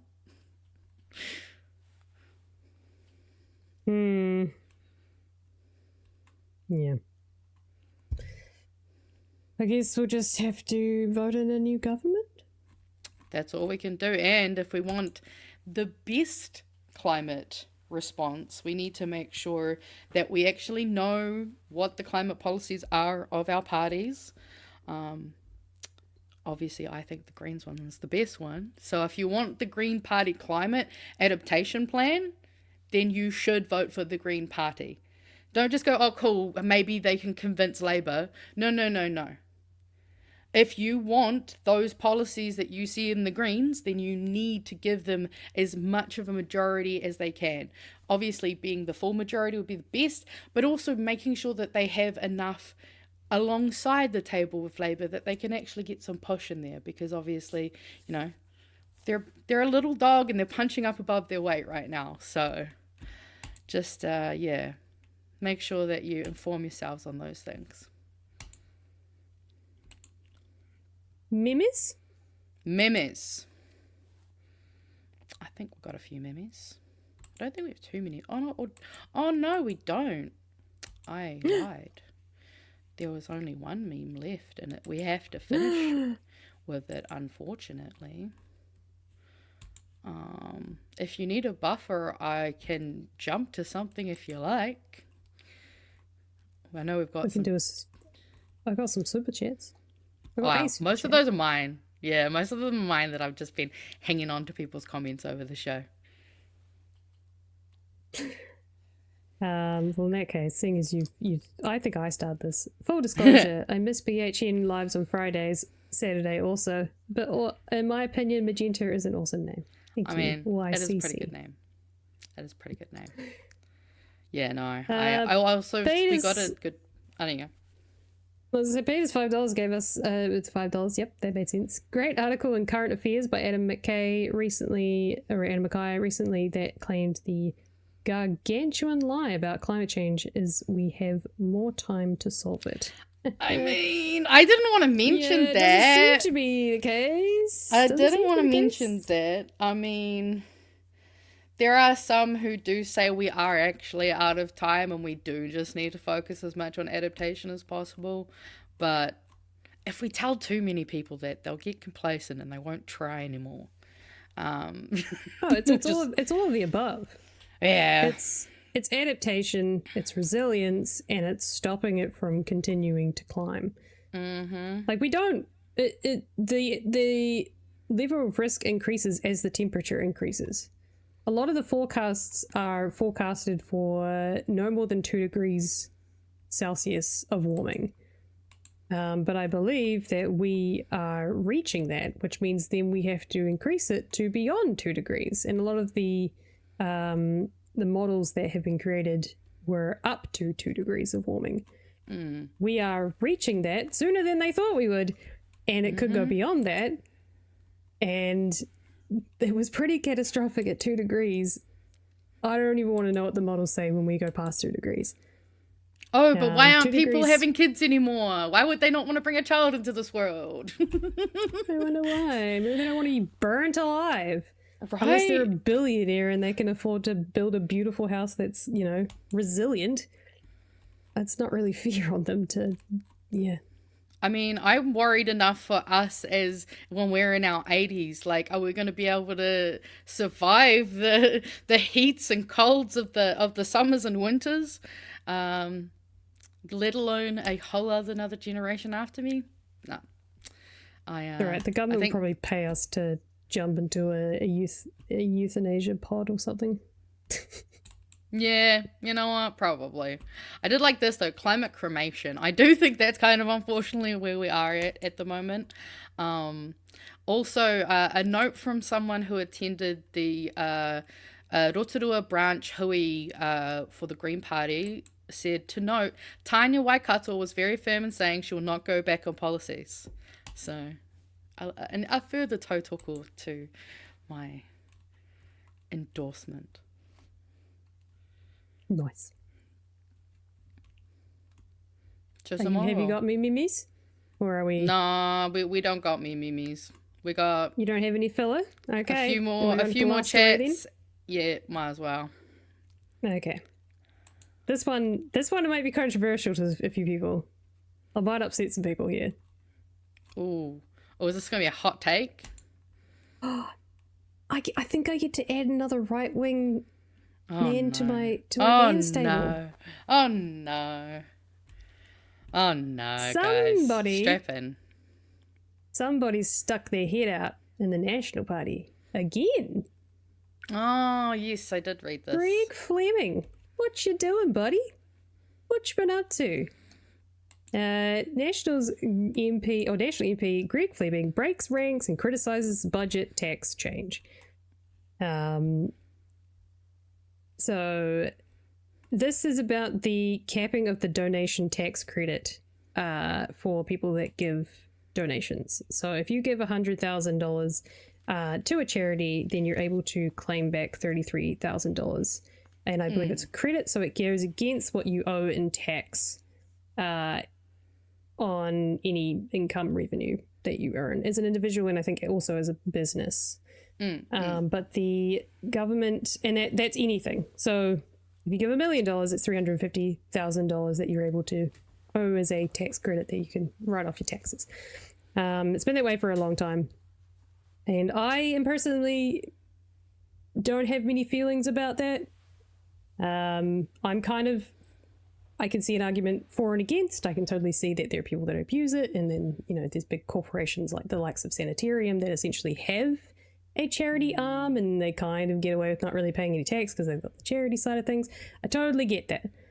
But I think Flemming has a really good point here, and the charity sector has a really good point here, that capping it at 100,000, so essentially you can't claim any more tax than 33,000 or tax credit of any more than 33,000 on any donations over. So if you give them $200,000, you still only can claim a 33,000 tax credit. So Flemming has called it, we said it has zero logic. And Flemming was speaking to charity sector political hui in Wellington on Thursday when he asked about the logic. Well, when he was asked about the logic behind the $100,000 donation cap limit. Zero, he responded. I have no problems with being quoted publicly on saying I think it was an error. At the budget, the government made changes to the charity tax credit rules, which would mean no more tax credits once donors gave more than $100,000 to charities. Individuals could claim a third of their charitable donations back as a tax credit as long as the value of the donations did not exceed a third of their annual total taxable income. So it will affect about 350 donors. So that's roughly how many people will give over the $100,000. But they represent about 10% of donations claimed, or about $103 billion. In a regulatory impact statement, Inland Revenue Department, IRD, said the government spent about $350 million a year on tax credits. That is a reasonable amount. But IRD took the view that there was no conclusive evidence the credits actually led to more giving, and that there was a risk of bad actors and misuse, such as those claiming the credit in advance of the funds being applied to charitable purposes or deriving a private benefit from donations. Fair. So, when the cap was announced in May, Revenue Minister Simon Watts said it would ensure the donation tax credit scheme remained financially sustainable and would also limit tax planning risks that arose when donor made a gift to charity they controlled themselves. Totally understandable again. The charity sector has expressed concern that the cap may make would-be donors considering dialing back their donations at a time the sector was already struggling, a view Flemming appeared to agree with. He understood why the cap had been brought in, but said there were a myriad of ways to fix the issue of donor-advised funds without introducing a cap. He said the cap was a sledgehammer to crack a walnut and further changes would be made. I'm advocating really, really hard for this, and I can assure you that work is underway to fix that. But Watts said the comments were not correct and the government's position had not changed since the budget. I am aware of concerns from some about the effect of this change, says Watts. We strongly support charities by giving IRD is continuing to engage with the sector on this. So there you go. So a bit of infighting, shall we say. There was a bit of a double down though. Greg Flemming did say more on this.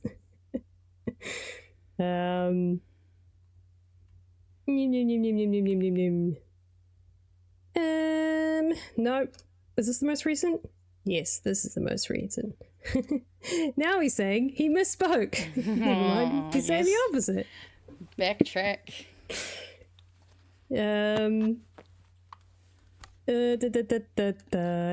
We'd asked for a moment to talk later. I'll focus on the kids. He was doing a stand-up with Erica. The minister is aware of concerns from some charities and philanthropists about the effects of change this change could have on charitable giving, and I understand IRD are continuing to engage with the sector on this. Still the same. Greg's comments are not correct, and I understand he sought to clarify them with the journalist afterwards. No,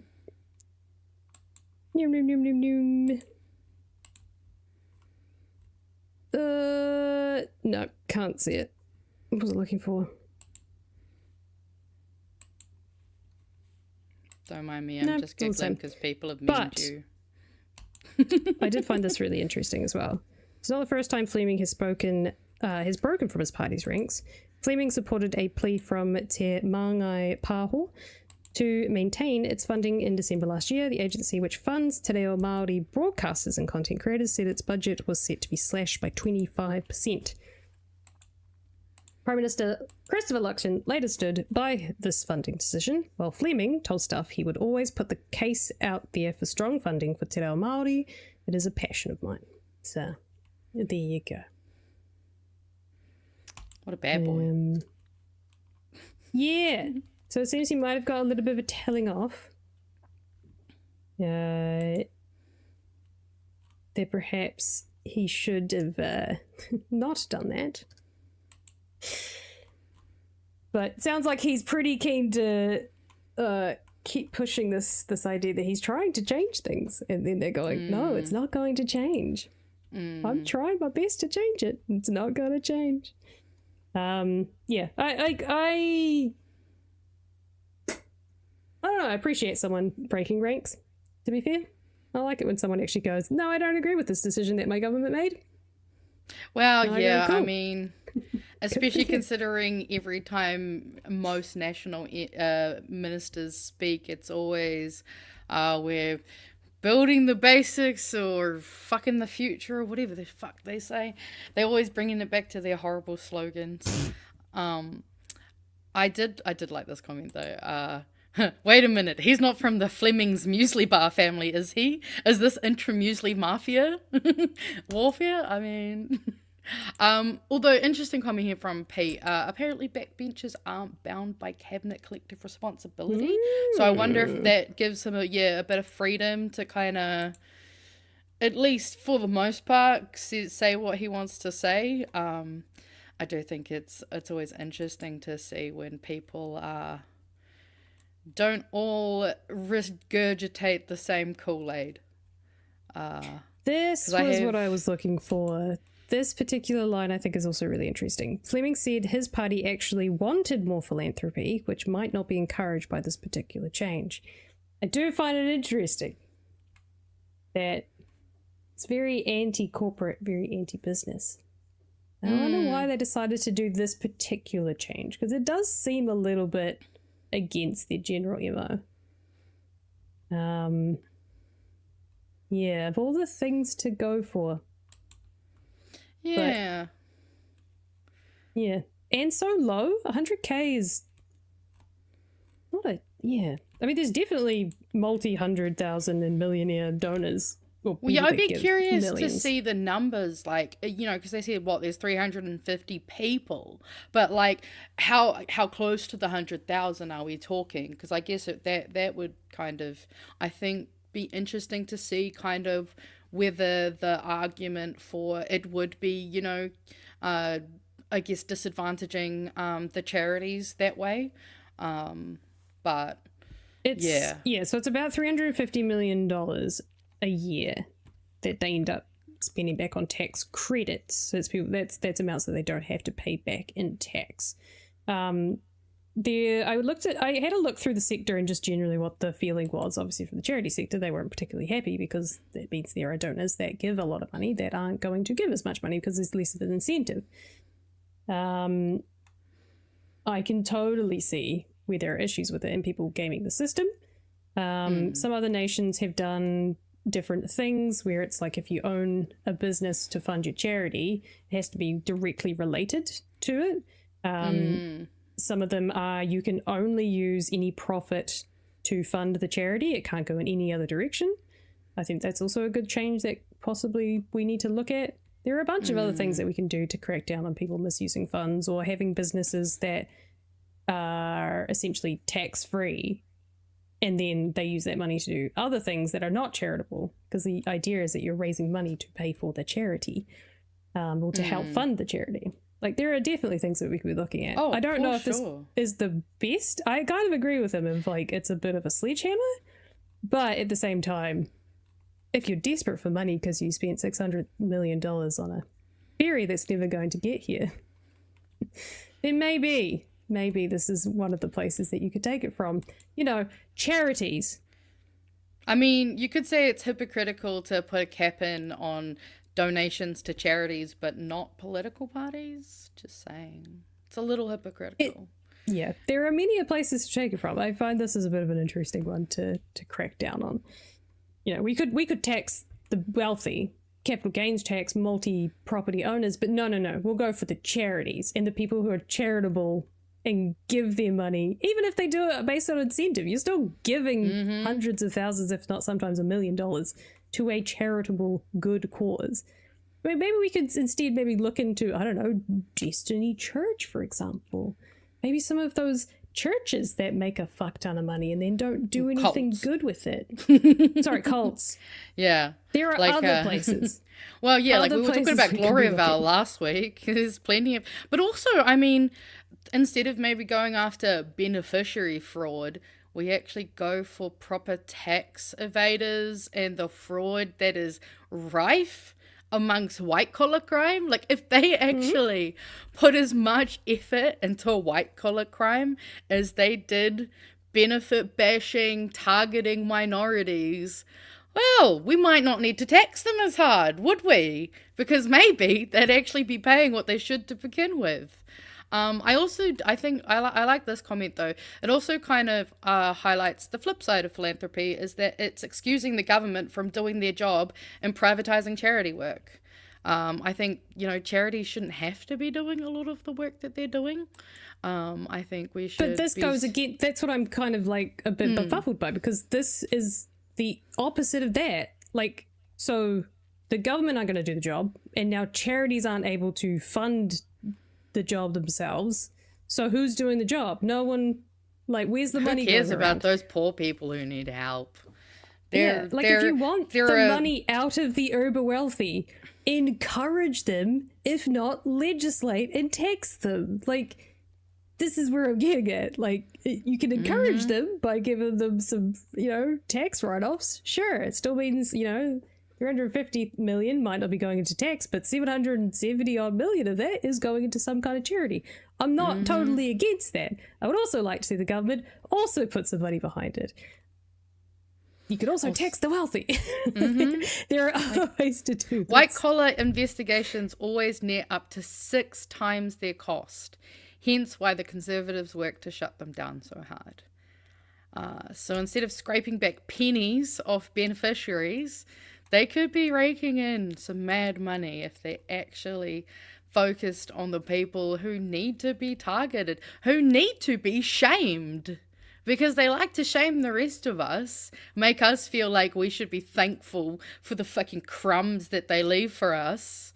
But, oh no, it's fine if you just want to take advantage of the entire system.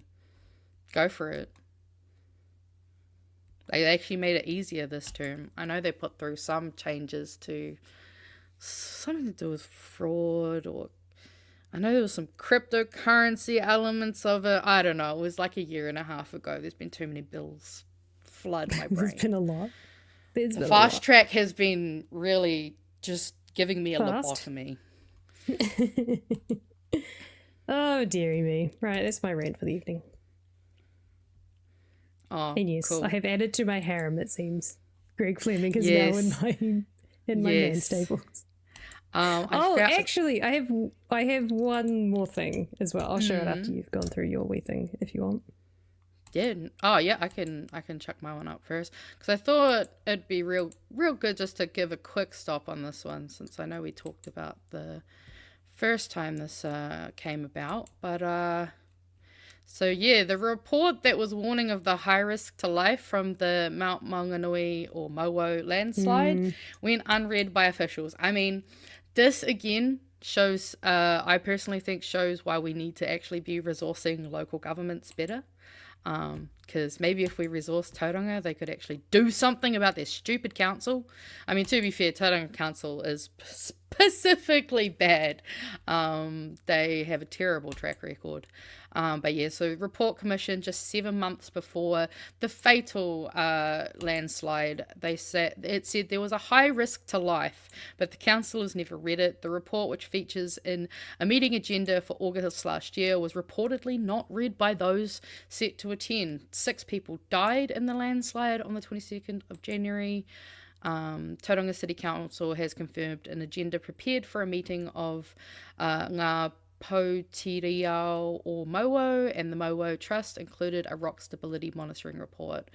It said while the report was circulated, the meeting was cancelled, so none of the councillors actually read it, which is a fucking horrible. Like, could you imagine being a family member of the people who lost their lives?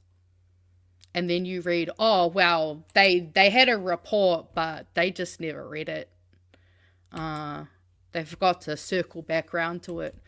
But yeah, so the revelation comes 2 days after an internal investigation by retired High Court Justice Paul Davidson found information identifying risk to life was received, filed, discussed, forwarded, and then left.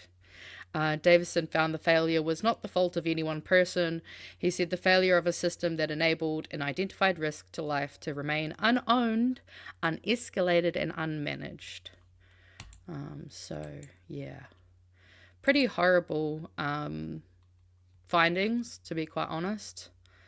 And I hope that the councillors that didn't even bother to read, I don't care if they cancelled the meeting, you should have read their report. It's literally your job to do these things. And I hope that those specific councillors feel fucking horrible, because they should. Because they have allowed a horrible tragedy to happen. And it is ridiculous to say that there isn't anything on them, because that is just absolutely negligent. And I really, really feel for the family members who are having to learn just how negligent they were. But I mean, this also can add in that we do need more resources in local governments, so that, I don't know, they can hire extra people to read and brief their councillors on things, you know, much like our MPs have staff members who brief them on information. I think, yeah, it's pretty fucking horrible. Pretty sad. Yeah, no, it was very sad. Because I had to come out this week. I was watching the news piece when it came out, and it had the mayor and the executive and the councils. It was interesting. It was put to the executive of the council, and it said, "Will you resign over this?" And his response was, I've done this job for a long time, and I'm the best person to lead this team through the next steps." And I was like, fair answer, but the next line you should have said was, "and then I will resign." Yeah. I'll fix my mistake, and then I'll dip. And then I will take accountability and resign. Because I don't exactly think it's the best if you just completely gut the team who's got the knowledge and the expertise. No, yeah, of like the you got to team have itself. some continuity. But at the same time, once you've done the job of fixing it, you should also then say, now it is time for someone else to take over who's actually going to read the reports. It would be good. Because ultimately it does come back on them for not leading the way that they should have. Yeah. Maybe not the best person to lead them through, but who knows? I mean, Tauranga Council has made many mistakes, but I would say that's probably going to have to be one of their biggest ones. Yeah. Yep. Also, I can see what you've got waiting for us. Oh my god. What a boring fucking interview. I started watching the whole video, and oh my god, I had to skip through because I was getting bored. And then it was about 10 minutes of like, But they're not us, and that's fine. The spin-off is not us. They are kind of the us of traditional media. It's because they've been around a long time, and they're actually journalists, and they're really good at this. But I'm not gonna lie, they're a bit stuffy. We have memes, but before I get too critical of them, so about an hour or two before I set up the show today, the spin-off did their usual one of the usual podcasts that they have. Was this 9 by noon? Is it Gone by Lunchtime? Yeah, I think it's the Gone by Lunchtime one. And the title is Post-Coup Chat with guest star Chris Pink. And so I went, gotta watch that. And the first or second question they ask him is like, is there anything that you want to talk about? What's something you're really, really proud of that you did this term?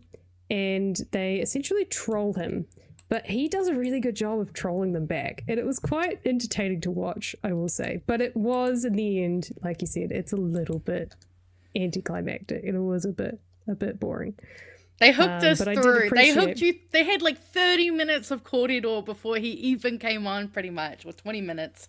I know it was the last 10 minutes when he was there, but they definitely clickbaited me, that's for sure. So the first one is, I'll just play a wee bit of it, because they do troll back at him, and I appreciate a little bit of it. I like a bit of a troll. So they asked him, like, what's the most significant thing that's happened this term for you? Works Act reform. Right, yeah, I take it you're alluding to the work that I led as Minister for Land Information. I'm no longer that minister, by the way, but actually that was a few months ago, as opposed to a few days ago that change happened. But yeah, I know that's been on everyone's lips. So I'm happy to join you today on the pod and talk a bit more about that if you can. And on those reforms, when you were looking to streamline the role of the Environment Court in objection procedures for designated critical infrastructure, did you approach that on your own? Did you go solo, or were you working with a bunch of people behind you? Well, it's always important to understand in any change process that if you work alongside others, then as everyone understands each other and is on the same page, then you get a good result. So that was certainly the case in the Public Works Act reform. So a valuable exercise, and I think we've ended up with a faster and a fairer process. Did you feel like did you know whether or not you had the numbers to get those changes through? I was confident from the start that there would be good broad support, and so it proved. And, the results are not always what you expect, but certainly in the time since then, it's appeared to me to be a good decision. It's been a big... It's pretty good. I have to say that he did a pretty good job of just, taking the mickey and kind of going with it. I do appreciate this. He dodges it again, which not surprising. Earlier in the year, anything else sort of really kind of leap out as a milestone over that time? Yeah, well, I do wonder if you're referring to the elephant in the room, which of course is the events of last week when my Twitter account was hacked. And it's now my ex, so to speak, and genuinely unconnected with any other events that may have taken place, by which, of course, I refer to the Warriors' big win over the Broncos. I think with the Twitter account being hacked, it's actually not been a bad thing, and there's always, silver linings in otherwise dark clouds. And, for example, whoever's hacked it is putting some pretty crazy messages out there, but I'm not convinced that they'd be any worse than the ones I would have put out. So I'm actually just letting it run. It's a bit like that old joke about the guy who had his credit card stolen and saw all these extravagant purchases come through, and the joke was, of course, that he decided not to report it stolen because whoever had stolen it was spending less than his partner would have. So it's a bit like that with Twitter. I've let it ride. But if any of your listeners are followers of mine on X, please report that account. Some of them have probably been doing that for years in any case, but please report it, get it shut down, and we'll start over at some point. Oh dear. So that's the first we've heard, I believe, of Chris Pink, and that's what you get. And we got dry dad jokes. It is definitely pretty dry, but I did appreciate the trolling on both sides. It's the best you're gonna get with someone. I mean, hey, brother's got to cope somehow. But hey, actually, he did make one comment. That I was like, I don't know if that comes across as great, but he pointed out at least now he's taken his kids to school more times in the past week than he has for the past few months. So I guess he's actually being a parent while he's not working as hard, I guess. etc. So, I don't know. Yeah. All right. Well, I got a couple of memes because turns out, well, I did have one meme left, but it has to be our last meme because it's positive. But I got pinged on Discord because the Discord knows how much you love being memed. We got the right wingers firefighter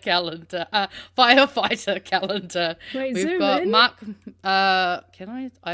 Yeah, I can actually because I'm on a tab. Oh, it's the first one, Mark Mitchell. Yeah, we got Mark Mitchell.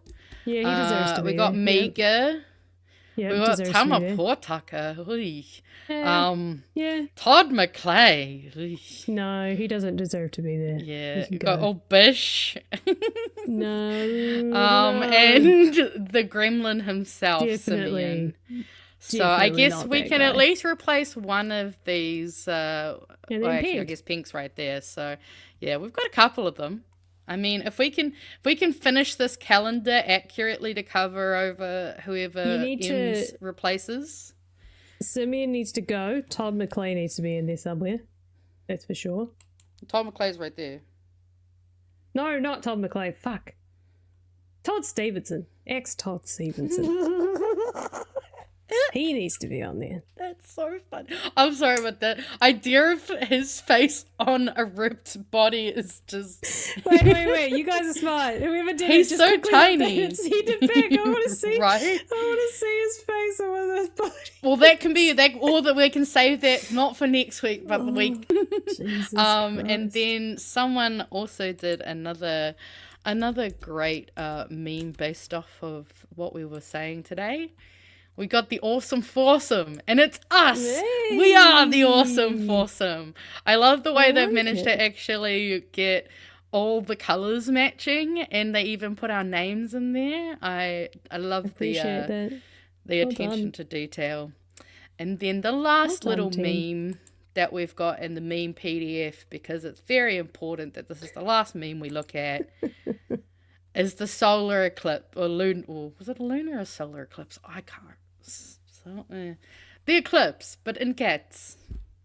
And this is how we need to end our night, Yeah. because they're adorable. It's you, Luna. Did you hear that? Aw. No, I It's couldn't you. hear that. We need a cat microphone at the bare minimum. It was you. You on the screen. You are the memes. No. No. And then I got a couple of chats here that I'll just think. So someone was at the campaign launch for ACT tonight. And apparently yes. afterwards, people were talking to Paul Henry, questioning how the government would pay for, it must be their new policy, I believe. But might not be overly popular with some of the ACT supporters. So thank you for going to these for us. Your sacrifice and your duty is well appreciated. Also, apparently a great amount of protesters seemed like more than the Luxon one. So that's also good news.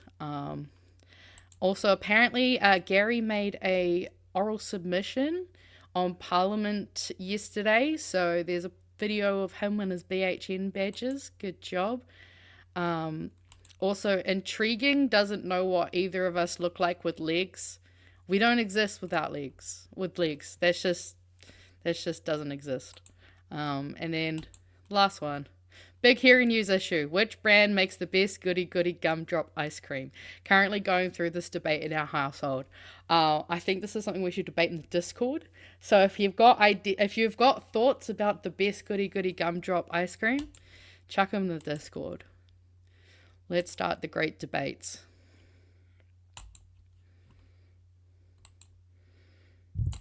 Right. And that's our picture. Void Kitty is bleeding into M's sweatshirt. Yes. No, she does.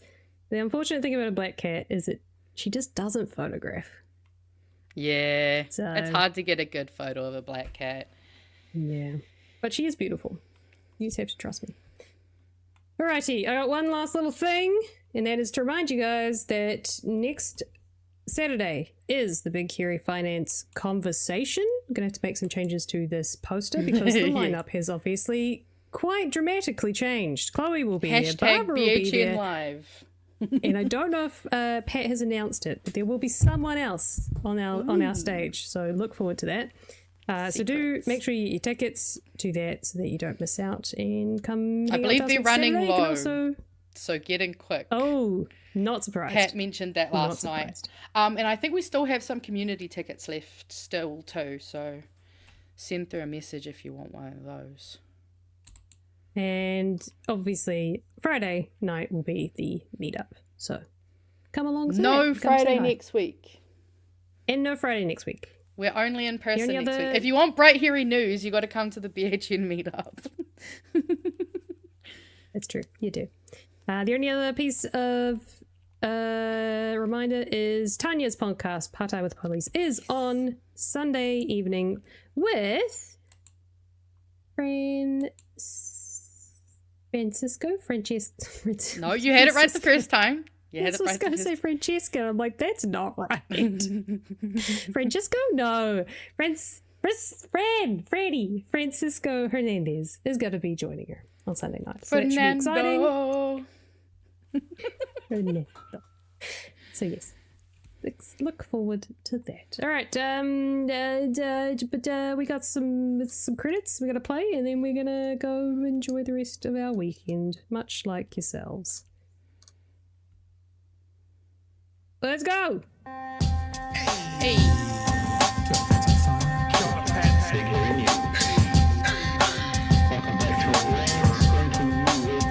Help us settle a debate, whether it be thoughtful or funny, even if we're all creatures of hate.